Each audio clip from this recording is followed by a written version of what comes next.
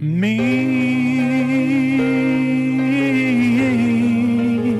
I am a memoir. I am a memoir. Going deep in the Regularverse. Going to the Regularverse.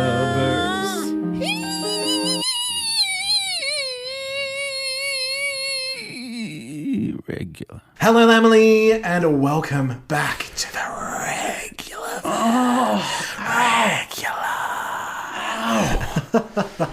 We are back in the regularity because we just had too much Mariah. We were getting too festive, and it is time, but it's not time. Yes. So we're going to get through Thanksgiving. So it was like, let's just get a bit regular for a few moments. And we are going to be breaking down a little regular album. But before we get to that, yes, we've got to get into the regular news, the prolo moments. Are you ready? Yeah. Well, you're doing it. So. Yeah, I know. Prolo moments. All right, breaking news. Oh. Jennifer, her regularness, has deleted Instagram. The whole of Instagram. No one can get on it anymore. Wow. All of her socials have gone dark. She went full Elon. Yeah, like deleted every single post on her Instagram. Wow. Her profile picture now is just a black circle. All of her in socials are just, a black circle. She's got nothing. There is speculation that she's about to release a new thing. Oh, is it a Christmas album? If it's a Christmas album, she'll be dead. A hit will be taken out. But something's brewing. By the time this goes up, it's probably happened, and our news will be old. But as of recording, J-Lo is no more on the internet. This is interesting because often when these things happen, it's an album or something big. Yes. But she's never done this, which makes me think it's a big deal, which means it's probably some kind of makeup line. Oh, yeah. Like it'll be something really not exciting. It'll be something regular. I planted a tree and I just wanted you all to see it. Oh, my God. So now I did try to troll for some J-Lo news, but most J-Lo headlines are, Jen rocks nail trend. J-Lo looks amazing in bikini. Something beige. And this latest one, J-Lo has jumped on the TikTok trend. It's the one where you post a video with a baby kind of voice. So that's like a little kid saying, guys, I did it. I found the person that makes me the happiest I've ever been. So, of course, it's a video of her and Ben just snuggling up, looking all lovey-dovey. And she has more makeup on than can possibly fit on a human face. Oh, really? Yeah. He's wearing a beard. I'm impressed that they're still together. We've done 3 episodes of this thing. I know. They're still going. It's impressive. Also, in just brief news, Steve Mackey, who's the vocal coach to Her Regular Highness, has posted a video of the Loners singing Whitney Houston's Saving All My Love. Oh. And in true Jen style, she's being drowned out by the other singers. Now, apparently, back in 2018, she was revealed on camera, I think by the same person, backstage singing All I Want for Christmas Is You. Oh. In a very regular manner. Wow. I mean, we wouldn't want it any other way, really, would we? Now, our most regular story, which normally is our main story if we were in the other universe, but here in the Regularverse, it's our regular story. There is a regular interview with the regular actor and alleged singer in Vogue where she talks about how much in love with Ben she is. Oh my God. Which is appropriate because we're about to listen to a whole bunch of songs about how much in love with Ben she is. I'm actually grateful to her for making it relevant again. I know. She's like, that album's getting a bit old. I better do something to... 20 years old this year. Yes. So in the interview, it was done while she was making some science fiction movie for Netflix, where she's in military intelligence. Makes sense. And trying to take down artificial intelligence. Oh. And perhaps she sings to it so it switches itself off. And there's a description of her dressing room and it's outrageous. Like it's a tent, but there's like an Hermes blanket draped across a massage bench. There is, oh my God, her favourite candle burning, a chess set, and a neon sign that says Mrs. Affleck. Oh, of course. In cursive writing. Take out the neon sign, and you do start getting an idea of, like, even though they're very different, there might be some similarities between dressing rooms. I can imagine. Mariah has an entire Christmas village in her bedroom. I don't understand the Mrs. Affleck thing. Like, she's been married 4 times, and she thinks this is the one that's going to stick. Or does she think she'll die in the middle of this marriage? Possibly. So, yeah, maybe. She's much older. So on your rego. So she's done a lot of self-help books, apparently, to get to where she is now. Life coaching, therapy, psychiatry, and that somehow led her back to Ben Affleck. So just to clarify, did she go to a singing coach for therapy? Is that very where things possibly, went wrong? Yeah. She's like, I know. I'll go to a singing coach to get some therapy. She went to a therapist to get some singing lessons. Yeah. It seems obvious that that's what's been happening. Yeah. So apparently her kids don't like to go out with her. Because, she said, they were going to the flea market the other day, and she's like, oh, do you want me and Ben to come? And they're like, no.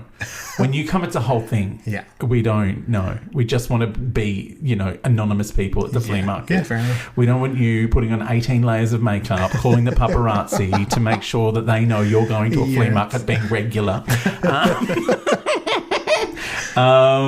So apparently she's working on a new album. Okay. First in 10 years. I know. The Regularverse feels like it's going to go on forever, and there's new content for the mill. And apparently it's going to be a bookend to the one we're doing today. Stop it. This Is Me Then, because it's also written and recorded while being in love with Ben. Of course. Oh, Dear Ben, part 2. Can't wait. So apparently maybe he'll do a reply. Thanks, Jen.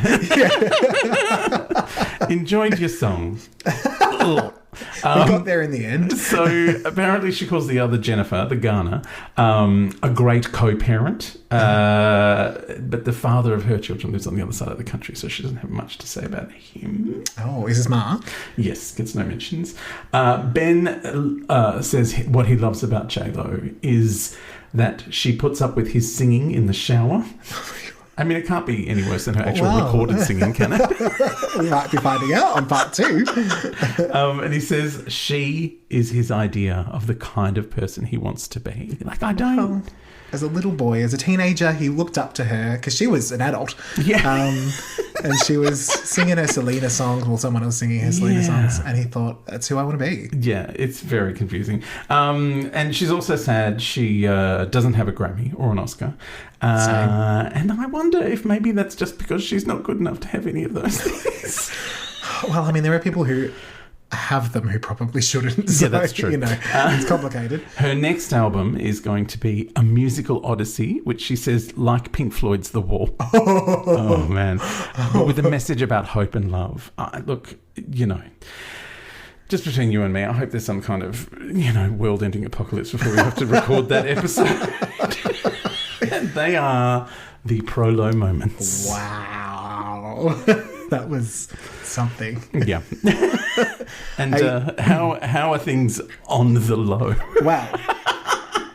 Mercifully short, thankfully, this time. I mean, there's still a video, but she didn't have too much to say. Now we are going back in time a little, because she the Regularverse is in a different time frame to ours. Yeah.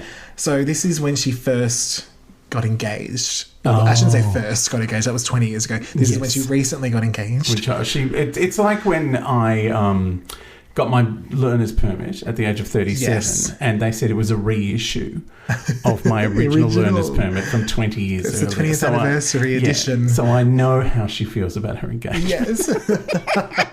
So we are immediately met by a video of a forlorn J-Lo. She looks very sullen. Forlorn. Telling us she has a very special personal story to tell us. Mm-hmm. She then springs into action saying she's engaged. And showing us her hideous bile green ring. Then she shows us her engagement ring, which is also green. I had to.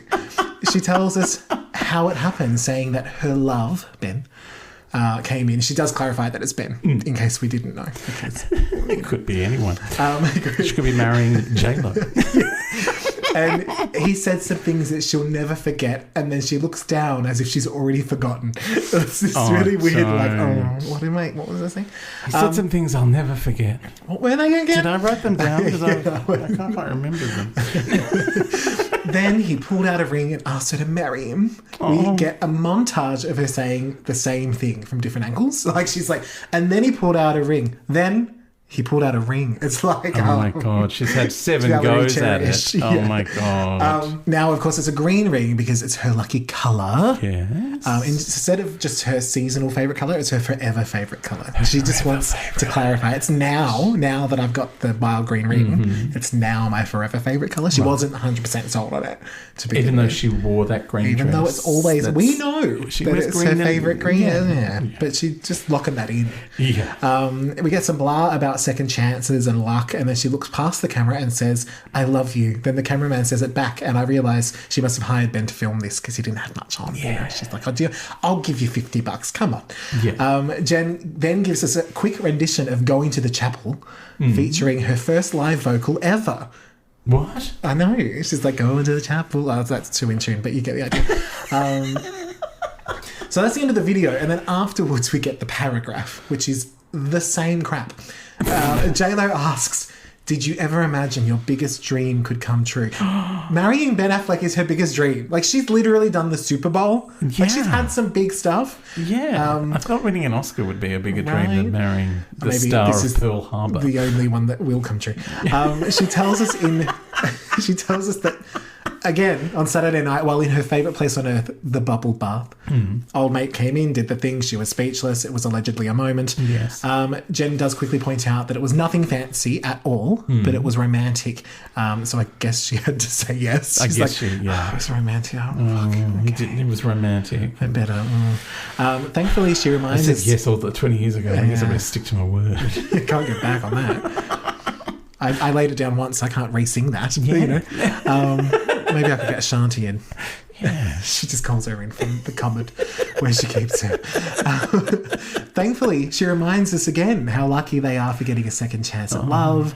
And in case we weren't across it from the video, green is her favourite colour. Forever now. Forever now. Not just seasonally. Not just... I added the seasonally, but the rest is all real.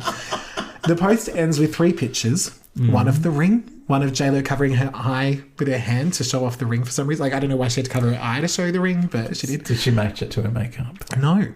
And lastly, of Jen and Ben staring into each other's sunglasses, probably at their own reflections. It was really weird. I'm like, you're not looking at each other, you are looking at yourself. Yeah, that's like when I FaceTime with my partner and I see him fixing his hair and I'm like, okay, you're not looking at me. We can talk on the phone and you can look in the mirror. Oh my God, I should do that. I mean, when I do make myself the big picture and him the small one. Oh my God. And you do buy him those sunglasses. But anyway. Yeah.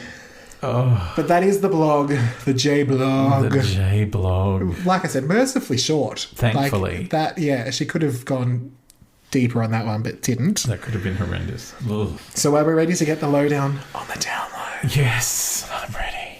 All right, so the album is This Is Me then. Yeah. Take it away. Getting the lowdown on the download. Well, I should mention we are in the regular dome again, face to face, or butt to face. Butt to face.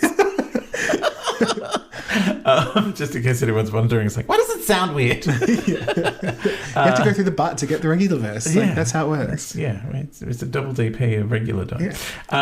So the album is This Is Me, ellipsis, then. ... That's what you call an ellipsis. Released November 25, 2002. Oh my God. We are recording on the 24th of November. I Tomorrow. Know. Yeah. Anniversary. We are basically doing a 20th anniversary revisitation.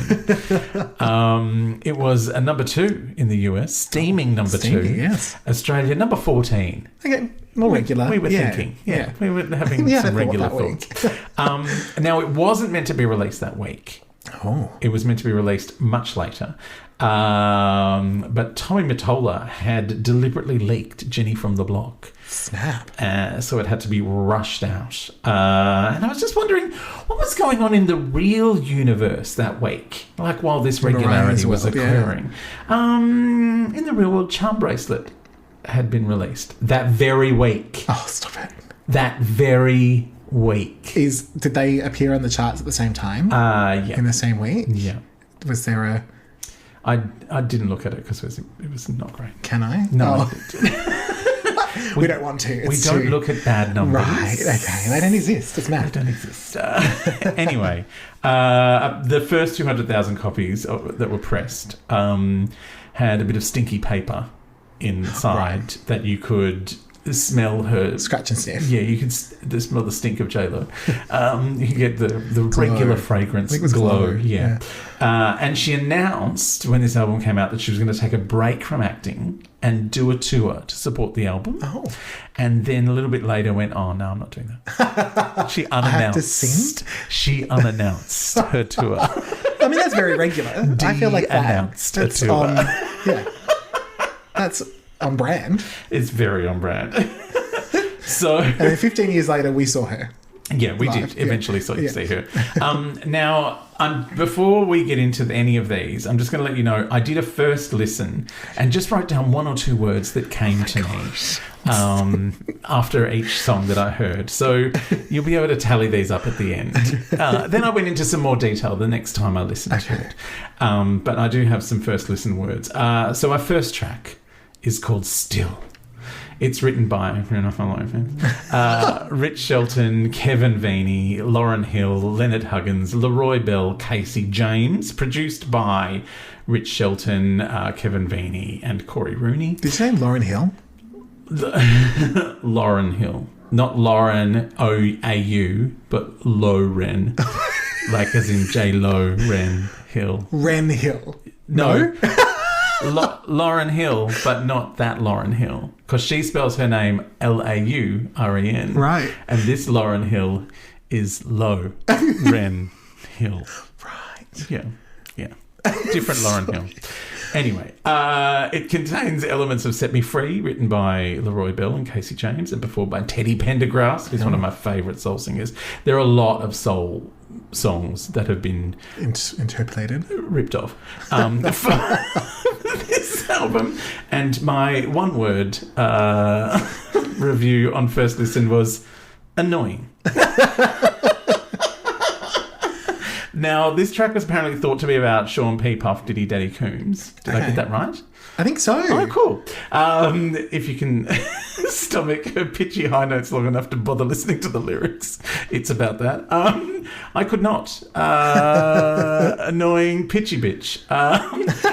Seriously, this was the song that made me realise. Like, I thought my terrible pitchy vocals in the Regularverse intro were embarrassing and you just did that to make fun of me. And now I realise it's how the Regularverse is. Yeah. Like, I'm just channeling someone's very pitchy life. Yep. So, yeah, I'm sorry for thinking you were just trying to embarrass me. I realise now this is verisimilitude. Yeah.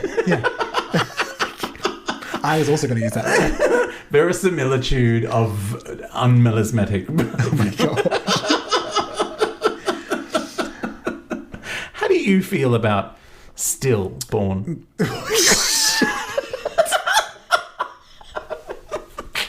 I've come in full of vile. This album has hurt me. Well, I mean, the worst way. You use the word annoying. I use the word irritating. Yeah, same thing. So what I've written is that, there's vinyl scratches which are unnecessary. Yeah. I wrote, did she attempt a high note? I don't know what was happening there. It was a note. It was not any note that was in the song intentionally. No, but she attempted it. I said, I think she had a lot of help on this song, but I think she's trying in her bits. It's just very jarring vocally. Yeah. I said, it's not shouty, but shrill. I don't like the tone at all.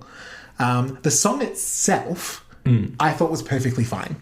In terms of if a real singer sang this, I'm like, okay, that's a sort of middle of the road. It actually gave me a little bit of All My Life. Yeah. Which you also didn't like. No, but also like the version from Glitter. Yes. That was stolen. That old mate was singing.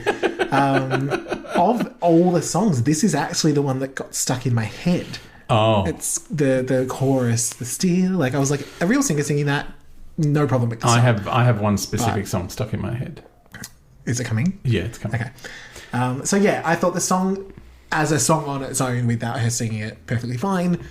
Her singing it wasn't. Well, the Teddy Pendergrass song that it's basically ripping off is great. Great song. I will say, listening on headphones versus out loud, like, in a space. Yeah. Inner Space was better. It wasn't as terrifying. Yeah, it's horrendous in your ears. Like, you need to rip the headphones. It's like, oh, no, not that. No, what is that? Yeah.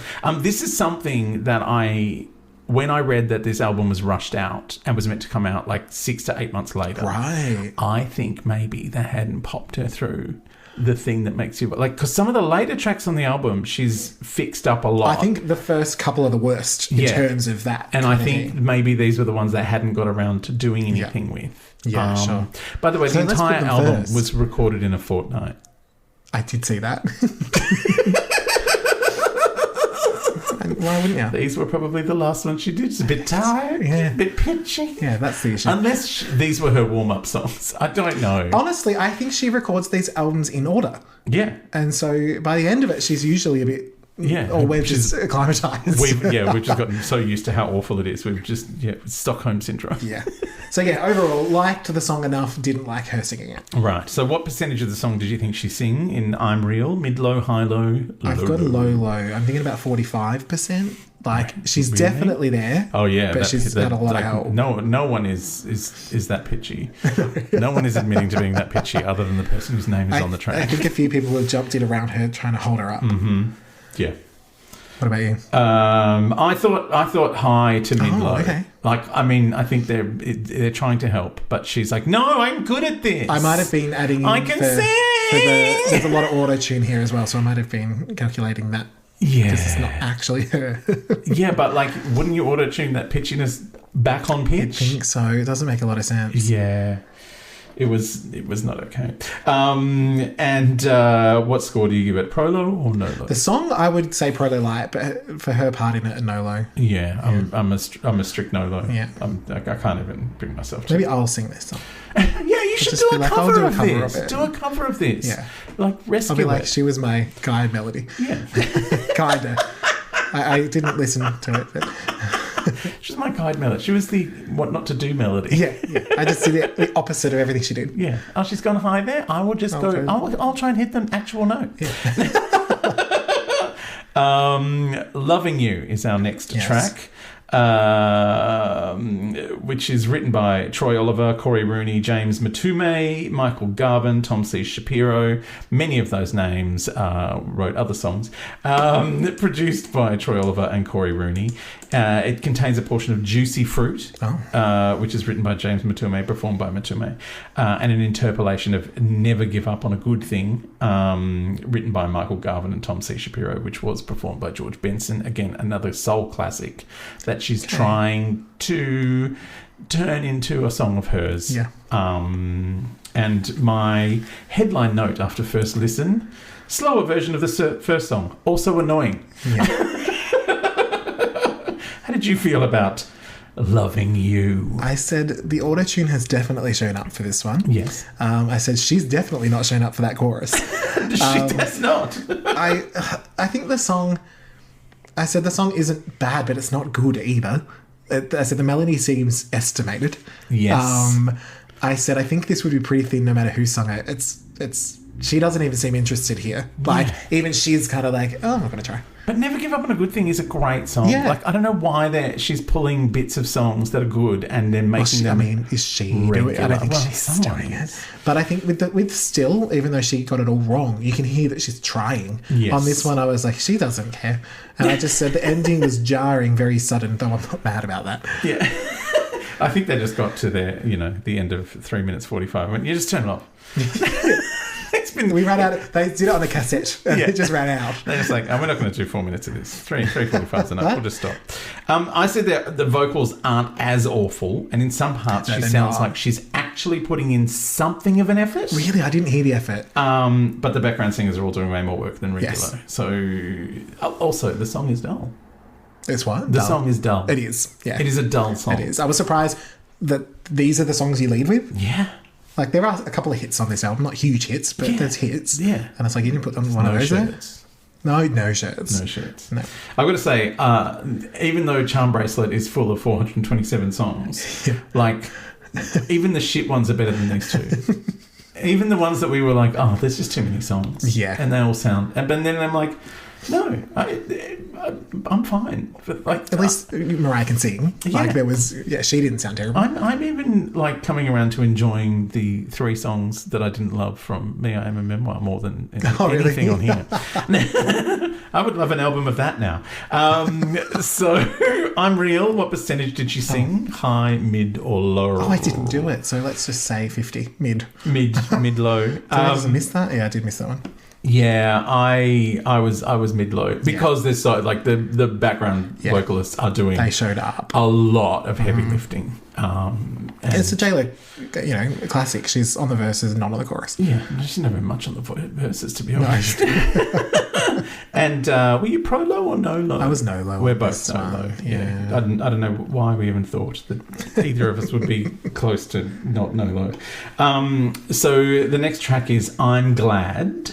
Written by Jennifer Lopez and Troy Oliver, Corey Rooney, Mr. Deo, Jesse Weaver Jr., produced by Oliver and Rooney again. Now, this contains a sample of the 1986 Schoolie D song PSK, What Does It Mean? Wow. Amongst other things. It was a single. It was. US, it hit the heights on the Billboard Hot 100 of number 32. Oh.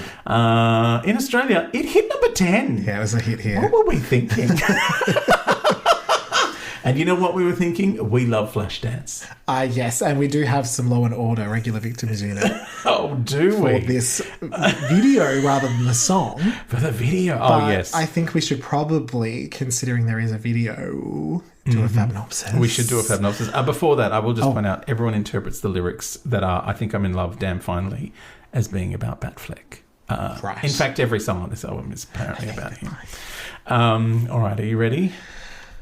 Fabnopsis. Might be glad, possibly not. Fabnopsis.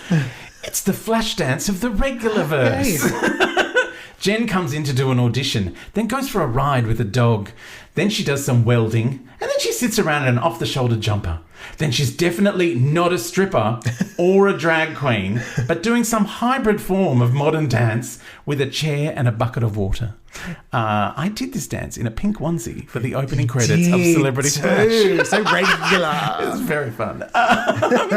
Then she rides her bike again, and instead of a dog, there are break dancers. All the while, she's dancing in her wet onesie and getting an exciting letter at the Foundry. And she does a high kick right up to her face with excitement. Then she does the maniac dance. Yeah. This is just the entire plot of Flashdance without the rich boyfriend. Literally. Then she's doing... Thank goodness, because it would have been Ben Affleck, so thank God.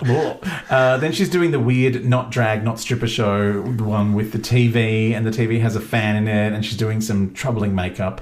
In the movie, Jennifer Beals was doubled by 4 different people. Wow. One of them a man. There was a suspicious bulge in her leotard at one point. Like one of the Rocksteady crew did her breakdance moves. I liked seeing Jen's incredible dancing on display here. Mm-hmm. She's a great dancer on top of her welding acting. Yes. She's a great dancer. And a great actor. She's a great dancer. However, having her put on full kabuki makeup, including the eyes... I don't remember this. I just was like... we spent all of the last episode talking about the N-bomb. I don't know if I can do a whole episode of Jen doing yellow face, to be honest. Where did that... I don't remember that. Oh, it happens. Anyway, Jen turns up to ballet auditions where nobody has any butt, but she sachets her big old butt past all of them, and they all die from jealousy or malnutrition. Then Jennifer Lopez Beals does the big dance in front of the judging panel, including some great specky moves, like throwing herself all over the table and spilling their papers everywhere, and leaping off the table onto the floor, which looks like it might hurt if she doesn't nail the landing. And then she rides off on her bike again in a big chunky necklace. I do remember it now that you're saying. Now you can see it. The makeup is troubling. I think Because it is. I think because a lot of drag queens still do that kind of thing. They do. I don't think about it as much, but yeah, that's fair. Yeah. So that's the video of I'm Glad. Do you want my immediate response to hearing the song? Sure. Pitchy as shit, also annoying. Do you remember this song? I remember the video. You remember the video. Okay. And the song, obviously, even though I've seen the video a number of times, the song had made no impact on me, and it was like I'd heard it for the first time. That's so funny. I did write a couple of notes on the video, which is just to mimic what you said, essentially. Like, I did like this video. I thought she's acting, and she's I will say, I don't think I've ever seen a dance like that. I was like, okay, I'm going to shut up because you can really fucking dance. Like, there were some hard moves, and I was like, oh, that's her. Oh, yeah, she can dance. I was impressed. Given that Jennifer Beals, who was originally in it, did very little of the dancing. Yes. And she said, I had a dance double, and a body double who would do the dance. If she couldn't do the dance, there was another double who would do that dance. Yeah. And then finally there was a man who would do the breakdance. Amazing. And there is quite, he didn't bother to tuck for the... No, why would you? It was the 80s. It was the 80s. It's only on the big screen. No one's going to see it. It's an SD back then. Now you can see everything. Oh, yeah. All right. Would you like the Law and Order regular victims unit? Yeah, please. Now, the rumour is J-Lo was sued for mimicking Flashdance. Yes. And the fact was is, indeed sued. that is true. Yes. Paramount Pictures sued J-Lo and Sony over copyright infringement claims. Mm-hmm. A spokesperson claimed that it was simply a tribute to one of Jen's favourite movies. Paramount and Sony settled out of court, and it seems the claim against J-Lo herself was dismissed. Yes. But separately, Maureen Marder, the woman whose life inspired Flashdance, sued J-Lo and Sony also for copyright infringement, but her cases were thrown out because... Apparently, she'd also tried to sue Paramount because they originally only paid her $2,300 US for her story, and the film grossed over $150 million. Yes. But as I said, Maureen, that's why you get some of the back end. That's why you go for the back end. And then just out of curiosity, I did look at whether Moores, as I call her, Maureen, or Paramount went after Jerry Halliwell over her similar film clip for It's Raining Men, and it didn't appear so. So they were like, oh, she doesn't have J-Lo money. Yeah. So won't. Yeah. So what about the song? How do you feel about the song? So I remember this song back then, and it was a similar thing in terms of this was maybe a bit too grown up for me in terms of making love. No. What? Just be Jenny from the block. I want a dancey J-Lo. Yeah. I will say now listening through previous albums, I do feel that this is a better version of Come Over, which is the song I said Diddy wrote what he wished J-Lo would say. Yeah. Whereas this at least feels like a woman saying something real. I don't know how real. So it wasn't as cringy. I do think it would probably work for any singer. And I definitely hear some Mariah influences coming into this album. Yeah. But I said, while there was auto-tune, I think she mostly showed up. I think it works for her. It wasn't super crazy out of her range. No. And I said she had some help on the chorus, but she was in the front of it. Mm-hmm.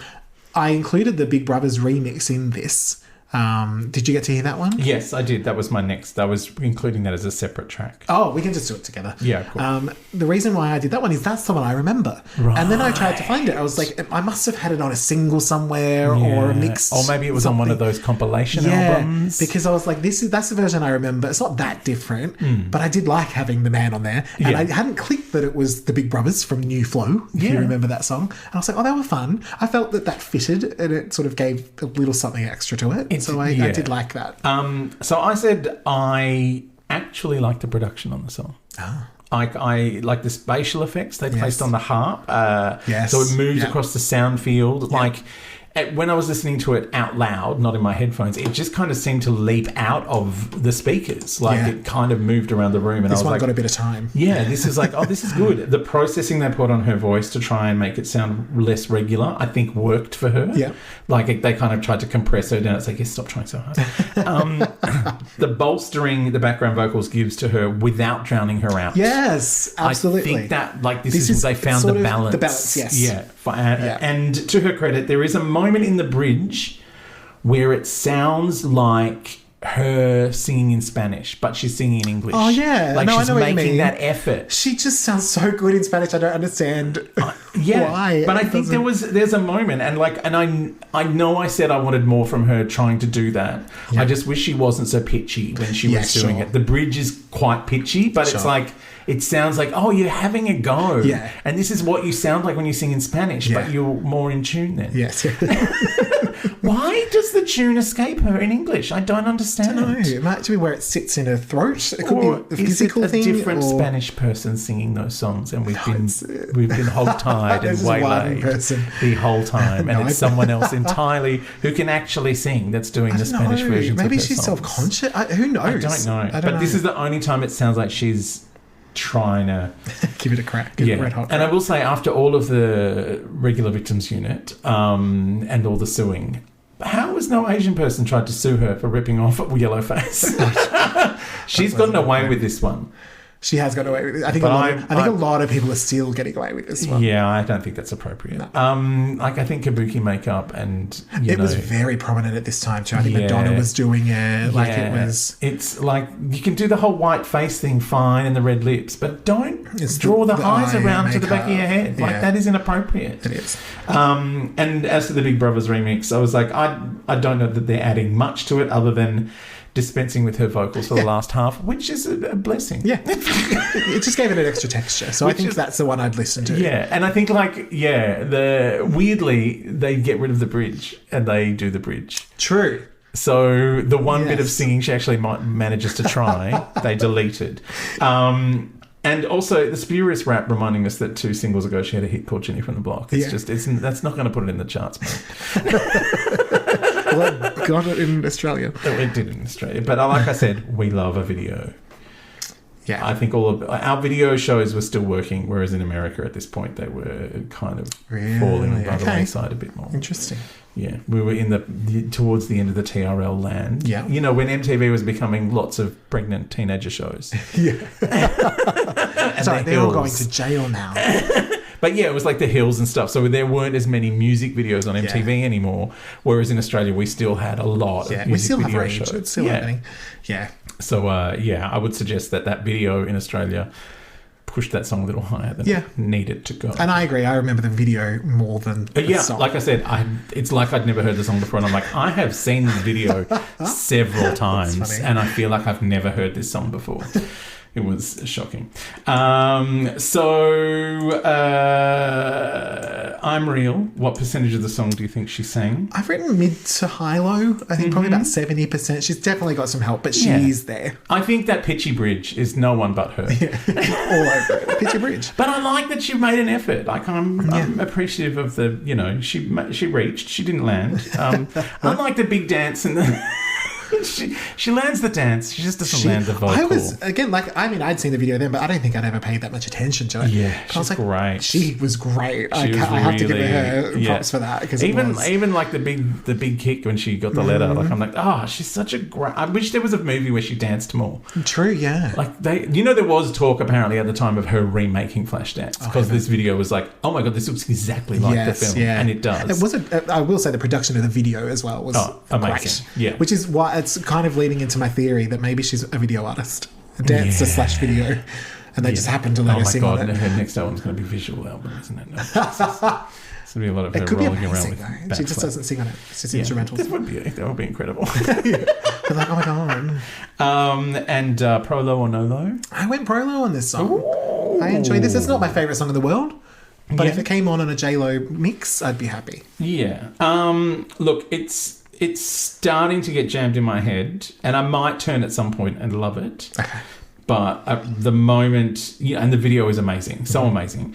So at the moment, I'm like No Low, cusp of Pro. Okay, in the awe. You're in the awe. Yeah, I'm in awe. And yeah, I agree. It's mid to low. Yes. But she did turn up briefly. She did. All right, we're up to The One. Yes. Which is written by Lopez and Rooney with Davey Deluge, Linda Creed and Tom Bell. Okay. Hello. Produced by Rooney, Deluge and Dan Shea. It's based around the song "You Are Everything" by the Stylistics, but you might be more familiar with the Diana Ross and Marvin Gaye version of "You Are Everything." I didn't click to any of that. My one-line review. What's just a word? Awful. Awful. My first line is mildly problematic instrumentation.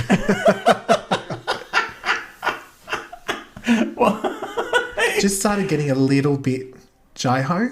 You know, it was just leaning into Middle Eastern influences that it probably didn't overdo it, but I was worried. Yeah. I was concerned. Yeah. Yeah. So, I mean, when I hear this, all I can hear is "You Are Everything." Yeah, see, it didn't click to me. And I love that song. Like, Diana Ross and Marvin Gaye, that whole album of them just duetting, like, it is spectacular. It's Motown, just genius. And it's such a great song. And the fact that she doesn't sing that song in this one is frustrating. Is it? You wanted that regularity all on it. Well, you just want to hear that song. Yeah. It's like, I can hear the song. Yeah, I want to go listen to that now. But like, why are you saying "You Are Everything"? Yes. Like, just say it. Just say it once. I mean, it would fit with the vibe of the album. But also, like, you know when Mariah does this kind of thing, like she did with Fantasy? Yes.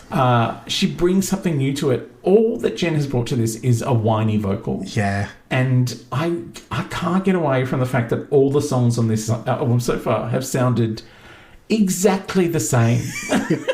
Like, the only difference is that it threatens to be that other song. Occasionally. Yeah. But other than that, it's indistinguishable from all of the others. And it never kind of goes anywhere. Like, this is possibly the most regular thing that ever happened in the Regularverse. Probably, because it's regular. It's not... There's worse things that have happened in the Regularverse. Yes. There's better things that have happened, but this is just regular. This is exactly as regular as I was frightened of. And I'm like, it's unrelenting the regular by this point, the album. Like, you're just like... All of these songs have been almost the same. Yeah, I can... Like, there's a couple of moments in I'm Glad that you're like, oh, this might be okay. Yes, yeah. But then it kind of just, like, it doesn't quite get there. Yeah, if that song was in there without the other songs, you'd be like, oh, yeah, great. Yeah. You'd be like, oh, this is an interesting thing, but it's just surrounded by all these And also, when did her voice go from being slightly weak and annoying to whiny? Yeah. I mean, I did say I am glad she didn't go shouty. Yes. I appreciated the lack of shout on this one. I said her minimal part on the chorus is a bit tentative. Yeah. There's no confidence in her voice. Again, we're early on in the album. She's not warmed up. No. But she sounds like she's complaining about something. It's a tone issue, I think. This isn't what I ordered. This is not my latte. Oh, my God.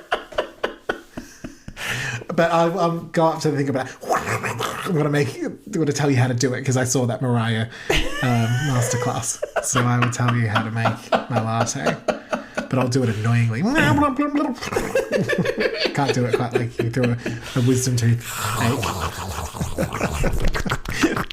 It's not as bad because you're not in my ears. I know. But I will be when you listen back to it later. True. What else have I got? Sorry. Oh, and I just said, the lack of confidence makes sense because she isn't built for long notes. No. So it's fine. Yeah. So I'm Real. What percentage of the song do you think she's saying? I think it's kind of mid-lowish, mid to high-low, 70%. Yeah. Is where I went. Like, she's definitely her. Yeah. She's made some sort of whiny effort. I'm the same, mid to low. Like, it's, it's her, but it's... Is that a good thing? Yeah. Sorry, she has another chance to redeem herself on this exact song. On this exact song. Why? I have no idea. And are you giving this a pro low or a no low? I no low on it. Yeah, I'm no low. I've not had a pro low this album. I've come close. Nearly, on the last one. But yeah. That's not unusual though. Yeah. That's not news. That's not news. Are you ready for the nadir of the album? Nobody is ready. Nobody's ready for... Thanks, Jen. Dear Ben. Which I'm sure we can guess which Ben. It's not the Ben that Michael Jackson sings about. The rat. Is it the one from Benny and the Jets? No, it's not that one either. No. Well, then I don't know him. It's Ben Affleck. Oh, Ben Affleck. Yeah. Dear Ben, written by Jennifer Lopez, Corey Rooney, and Bernard Edwards Jr. Produced by Focus, ... and Corey Rooney. My headline of this was also awful. My headline was, surely this can't be good. Ooh, strings. Now, are you ready to do a little sick in your mouth? Always. This song was originally called Perfect. Oh. And she changed it to Dear Ben when the album was going off to be manufactured. I mean, neither of those names are great. Now, I will point out, I listened to this album when I was writing these notes on YouTube Music. Okay. Now, when I try to listen to Mariah that way, they interrupt every second song with an ad. Okay. I did not get one advertisement between any of this regular shit. She's paid someone off. I don't think she's paid someone off. I think the algorithm is surprised someone was putting themselves through this, so didn't know how to serve an ad. And also, there's probably every single product and service that advertises on YouTube has probably got a thing saying, just don't put our ads in that terrible song that she sings about her fucking annoying boyfriend. She broke the internet. Really weird. I was like, and I listened to this album like 3 times in a row without a single commercial. That's so funny. Like, no one wants to advertise in this album because no one listens to this album. Yeah, wow. Ben Affleck does. Not even when the videos came on. I thought, at least when the video came... Nah. Which is weird. I feel like these videos would get a bit of love. I watched 12 seconds of Mariah and I get 14 ads. Interesting. At the beginning and the end. Maybe it's because Mariah owns those songs, so she's getting paid for them. Taylor doesn't own these. Yeah, but Sony owns these songs and they love cash. Yeah. They love cash more than anyone. Maybe they sold it to someone. Maybe. I don't know. It was very strange. I was like... And not a single... I haven't even had like a little pop-up for Subway or anything. No. Go some Subway. No, nothing. Not even an ad for Glow. Rude. I know. We all want a bit of Glow. Maybe because the whole album was an ad for a That's perfume. true, Everyone, yeah. oh, yeah, no, we don't want to be an ad inside an ad. No.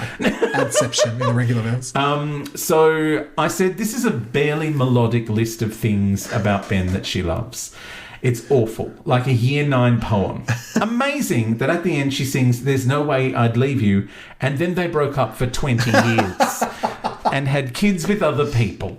This is truly the nadir of her career, a song that is neither enjoyable nor interesting. The only thing that could make it better is if it had the original and deliciously ironic title of Perfect, because this is the most flawed piece of shit ever assembled.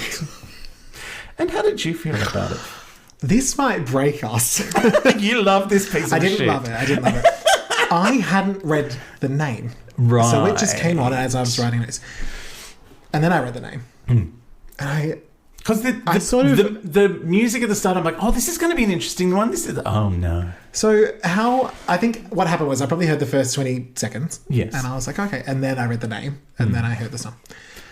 I have to say, with the song name Dear Ben, I expected it to be worse. Yes. Truly. Yes. There was, I wish it wasn't about Ben Affleck. I think if we took him out of it, I wouldn't like the song. If the song was called Perfect. But I wouldn't feel sick. Yeah. I said there's definitely... I agree with her in saying that he is definitely her child, because there's the part where she's like, you're my friend, my lover, my child. I was like, he's definitely a child.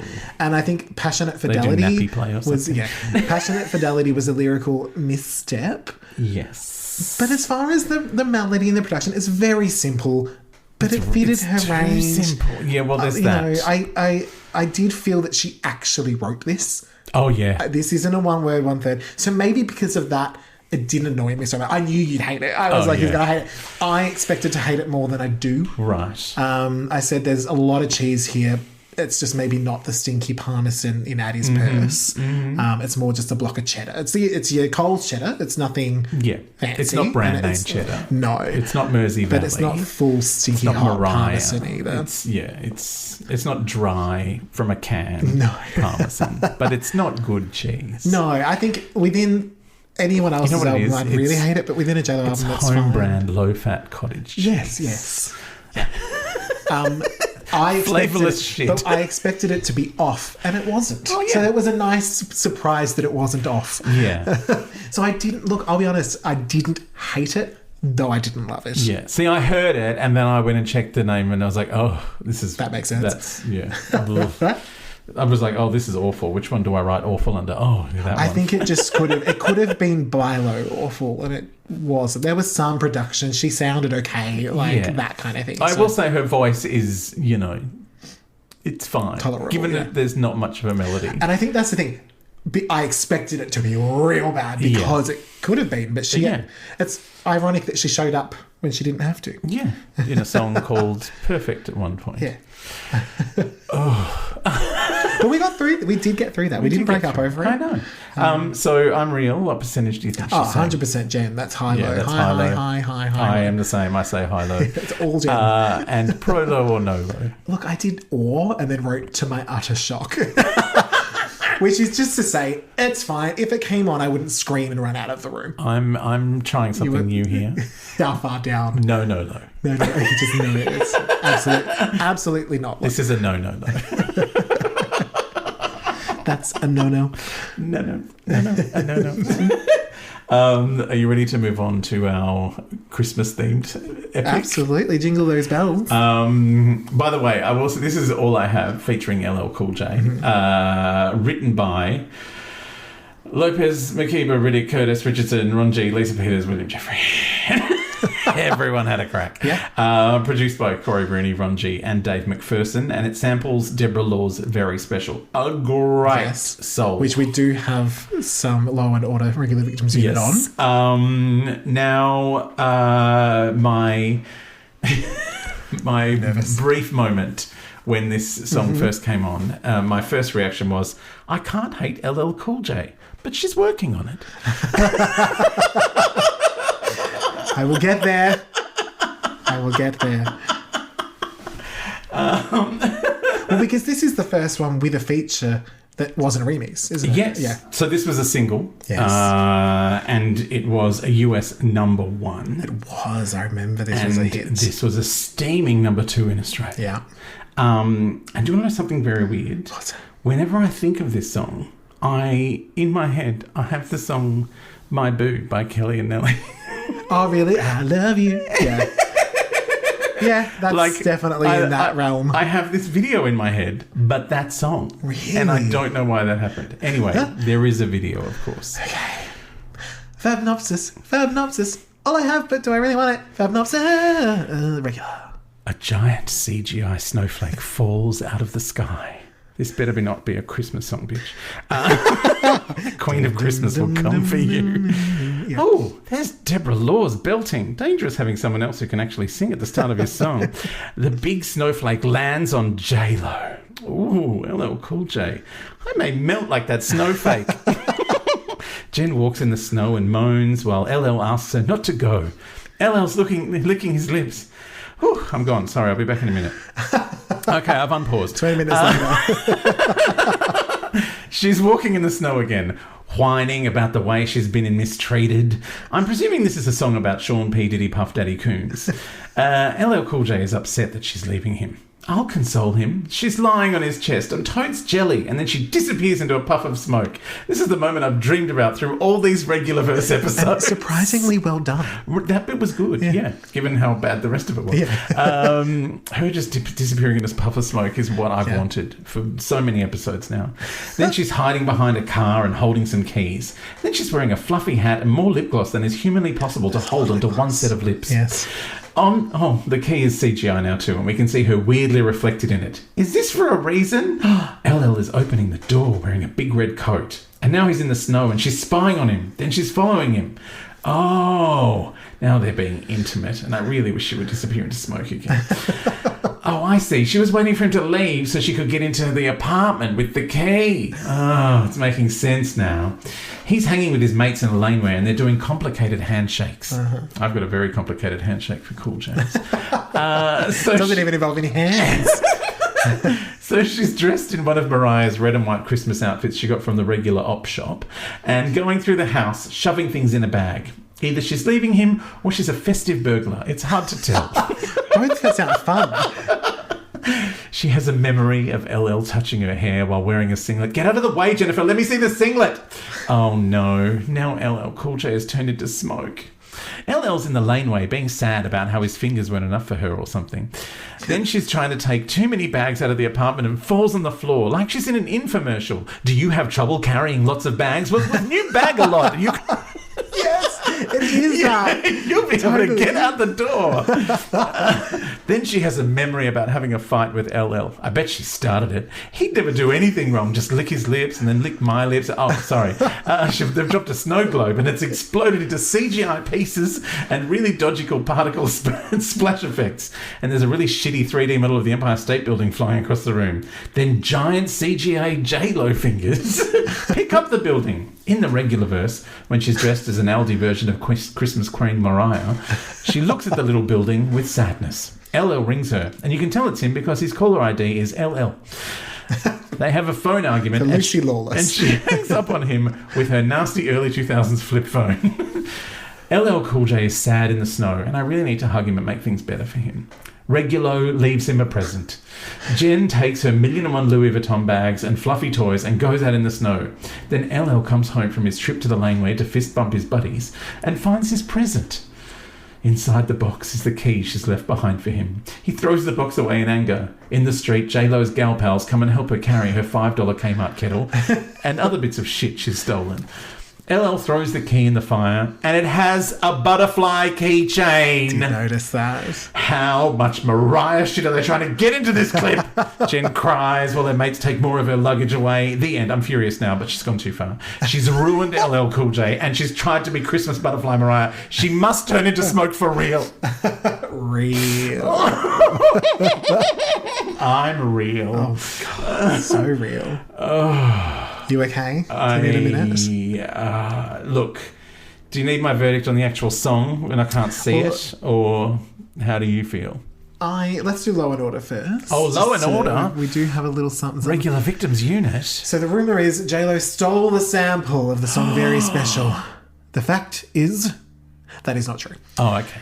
Who was it meant to have? So what it was, no, it was always Deborah Laws, but Deborah Laws, who was the vocalist, of course, sued Sony and Epic Records over the use of her voice without consent. Oh. But the writers of the song, as well as their record label, had given permission to use the samples, implying that they own the masters, which most record labels do. Yeah. So the case didn't go anywhere. Technically, it's not fair, but she didn't own her own recording. She doesn't own the performance rights? Don't think so. She probably signed a lot of the deals back then were very much. They were like, as Mariah found with Ben Markle, these things are bad. Which is interesting because the recent Beyonce album, she had a similar thing where she interpolated a little bit of Milkshake by Khalees, which Khalees didn't write. No. So Beyonce did add Khalees as a songwriter to her portion of it, so she would get some money. Oh, right. But then Khalees cracked the shits that she didn't get a phone call, and so Beyonce's like, fine, I'll take you off. And then did. I was like, interesting. But yeah, there are ways to try to get around these things now, I think. But yeah. As far as the song itself, you know, I remember this. I remember it being a hit. I remember the video. I remember more the video, the pink costume at the beginning. Basically the opening, I remember. It never really captured me. Similar to maybe I'm Glad at the time, this was not the J-Lo I wanted. I wanted, you know, Don't Be Fooled by the rocks that she's got, etc. So it wasn't a vibe for me, but I think for maybe teenage girls at the time, it very much was. Yeah. That's why it was. Also, there's, up there. It's very much woman's been treated wrong by a man, and everyone wanted to believe that this was about the Dids. Yeah, Sean P. Diddy Puff Daddy Kings. Sure. And then again, similar to I'm Glad, I knew the remix. So the Ignorance remix, which is essentially the same song, just a bit faster with a fun extra kind of beat Does it have jingle bells in the background? Not quite. So you know that it's Christmas. While she's trying to steal everything else from Mariah, including her fucking butterfly keychain. So that's a CGI keychain. That could have been any fucking emblem. It was interesting. That was Tommy getting in there going, here, take this. I found it. Don't know where. Dirty he ripped it off of the fireplace. Yeah. But the song itself, it's fine. I think the original's a little too slow. And then the Ignorance remix, I didn't mind that sped up, but I thought it was a bit overly noisy production. So somewhere in the middle, I think lies a decent song. Yeah. I do love the sample. Yeah, It's the sample's fun. great. The chorus, the whole thing's fine, actually. It's just that bit at the start and then it's disappeared. I was like, why would you bring this in and then not kind of... Oh, yeah, that's true. It's just the opening. It doesn't come back again. I think it's one of those songs where it's like, I hear that, I hear the first chorus, and I'm satisfied. Yeah. It's like, okay, great. Next J-Lo song, thanks. Yeah. Yeah, it feels by the numbers. So my verdict on the song on its own, even though I can't see him, I still love LL Cool J. Which is mostly still awful, this track. Her voice is whiny, the lyrics are trite, it doesn't really go anywhere. It's like it's circling the block, which is amusing, because that's the next track. But it just feels like the song feels like it's just going around a corner. And if anything, the memorable parts of the song are the LL Cool J parts. Yeah. You know, I mean, the chorus I do remember, but I think it's more him kind of going, you know. Yeah. Later on, they do have a few songs together where he's the verse and she's the chorus. Yeah. And that fits really well. Yeah. So maybe we just need to edit this down. Yeah. It's just that, but I'm What You Have. Like, that's the only thing I kind of really stuck with me from the song. Yeah. Whereas her bit, I'm like, what is he responding to? I don't even remember. Beige. Beige. Christmas beige. So what percentage of the song do you think she sang? I thought it was pretty high, low. I thought maybe about 75%. I think it's pretty much her, aside from the obvious, sample. Yes. I think her bits she was doing. Yeah. I mean, her bits are uninteresting and uninspired, but she's so there. They very possibly could be her. I'm going to go mid-low just because I think there's a lot of production on this. Like, it's been fiddled with a lot. And are you pro-low or no-low? I'm somewhere in the or with maybe a sniff of pro-low light. Like, I don't hate it. If it comes on and someone else is enjoying it, I'm happy to let them enjoy it. Yeah. It's not the song I would seek out. Yeah. But again, I wouldn't run screaming from the car either. I'm pro LL Cool J. Yeah. And no pro low. LLO. Yeah. No low. So I guess I'm all. Oh, yeah. Because I enjoyed some of it. So, because things are so regular, do you think we should have a moment to have a little nap? I think we should. Yeah. And get out of here just for a second, or just at least, crawl into a ball and cry. Yeah. Okay, that might be good. So, let's go back to Mariah's one. Of our podcast. Get the fuck out of our podcast. Get the fuck out. Just walk away. Walk away. You tacky regular bitch. Regular. Get the fuck right out of my face. Regular. We are almost home. It's because we're only halfway through the album, and that video went for a very long time because there was some regular theft going on. I think when she was stuffing her Louis Vuitton bags at LL Cool J's house, she was stealing some Mariah bullshit. It actually was sort of a little bit like the scene in Glitter where she's taking the cat. And the cat's looking at the mic. It was that scene. They were like, let's do that. Tommy had seen it recently. He didn't remember where, but that seemed good. Oh my God. It's just, it's, I was horrified. So I'm glad we've left the regular verse, but we are unfortunately going to have to go back next week. Yes. Before we go back to the regular verse, are you making anything happen?